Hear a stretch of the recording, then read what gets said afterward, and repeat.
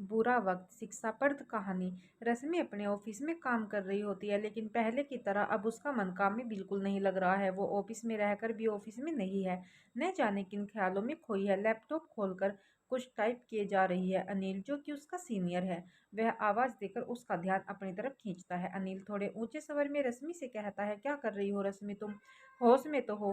तुम्हें पता भी है तुम्हें क्या काम दिया गया था और तुम कर क्या रही हो? रश्मि अपने लैपटॉप की तरफ देखती है।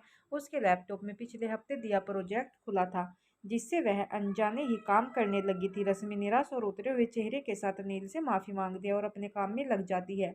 लंच ब्रेक में सभी कर्मचारी एक साथ खाने के लिए बैठे हैं, लेकिन रश्मि अकेले एक टेबल पर बैठी है। उसका टिफिन तो खुला है, लेकिन वह उसमें से एक भी निवाला खा नहीं रही। हमेशा की तरह इस बार भी उसके सहकर्मी यह सब देखते हैं और आपस में बातें करने लगते हैं। नीलिमा कहने के लिए तो रश्मि की अच्छी दोस्त है, लेकिन सबसे पहले वही उसके खिलाफ बोलती है। नीलिमा कहती है, पता नहीं कहाँ खोई खोई रहती हो। ऐसा लगता है जैसे इसको अब इस ऑफिस में काम करने में कोई इंटरेस्ट ही नहीं रहा हो। परेशानियां किसके जीवन में नहीं होती, लेकिन उनको ऑफिस तक लेकर आना सही नहीं है। सुनने में आया है कि रश्मि की शादी टूट गई है, जिस वजह से वह इस तरह व्यवहार कर रही है।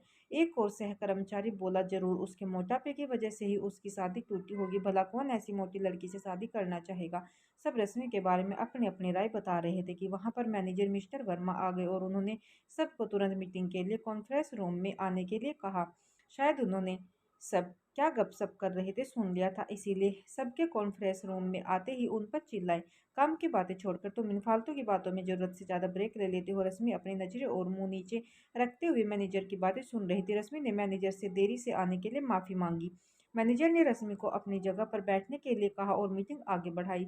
मैनेजर ने यह नोटिस किया कि मीटिंग में रश्मि फिजिकली तो हाजिर थी, लेकिन मेंटली वहां नहीं थी। मीटिंग खत्म होने के बाद सब अपने अपने काम पर चले गए, लेकिन अनिल वहीं पर मैनेजर के साथ बैठा था। अनिल ने बात छेड़ते हुए कहा, सर आपने देखा ना रश्मि कैसे बर्ताव कर रही है? आजकल उसका ध्यान काम में बिल्कुल नहीं है। हाँ, पर्सनली मुझे कुछ फर्क नहीं पड़ता, लेकिन एक अच्छा कर्मचारी होने के नाते मेरा फर्ज बनता है कि कंपनी के भले बुरे के बारे में सोचूं।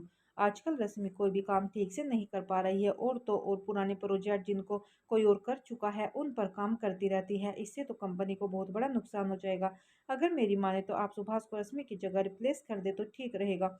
वो अपने काम में काफ़ी तेज है, और रश्मि को किसी ऐसी जगह डिमोट कर सकते हैं जहाँ उसको कम काम दिया जाए, जिससे कंपनी पर कोई असर ना हो। सर बुरा मत मानिए, क्या यह मेरा ओपिनियन है, बाकी आप खुद समझदार हैं। आखिर फैसला तो आपको ही लेना है।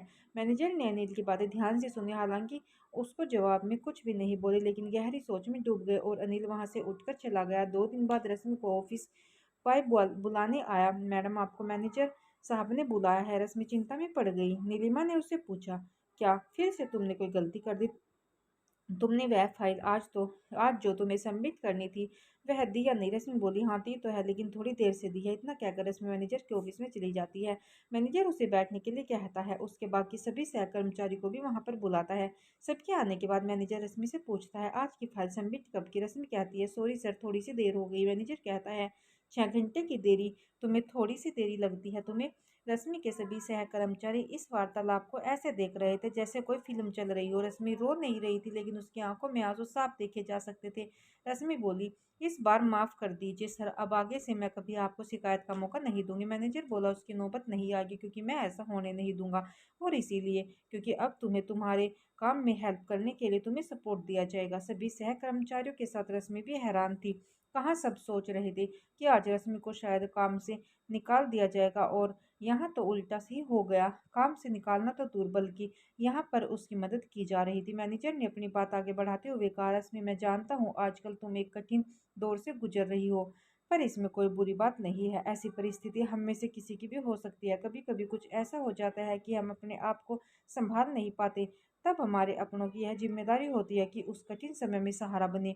मैनेजर ने अनिल की तरफ देखते हुए कहा, अनिल तुम शायद भूल गए हो कि 1 साल पहले जब तुम 25 दिनों तक अपनी बीमारी की वजह से काम पर नहीं आ पा रहे थे, तब तुम्हारे हिस्से का सारा काम रश्मि ही संभालती थी। उसके कहने से ही कंपनी ने तुम्हारी जगह किसी और को नहीं रखा था। अनिल की नजरें शर्म से झुक जाती और वह रश्मि से माफी मांगता है। नीलिमा को भी अब एहसास हो जाता है कि उसने अपने दोस्त के साथ जैसा बर्ताव किया है ऐसा तो कोई दुश्मन भी नहीं करना चाहता। सभी अपने किए पर शर्मिंदा थे और सब ने मिलकर रश्मि से माफ़ी मांगी और उसे वादा किया कि उसको जो भी हेल्प चाहिए वह सब मिलकर करेंगे और आज के बाद एक टीम बनकर रहेंगे। मैनेजर ने आखिर में सबसे कहा, जिस तरह हेल्प करना अच्छी बात है उसी प्रकार हेल्प मांगना भी कोई बुरी बात नहीं है और मदद तो उन्हीं को पहले मिलती है जो उसे मांगते हैं। रस्म तुम भी बेझिझक जो भी हेल्प चाहिए मांग लेना। मैं या यूं कहूँ कि हम सबको खुशी होगी। दोस्तों, जब भी जीवन में जरूरत हो तो अपनों से हेल्प के लिए जरूर कहिए, क्योंकि रश्मि को तो समझदार मैनेजर मिल गए थे, शायद आपको ना मिल पाए।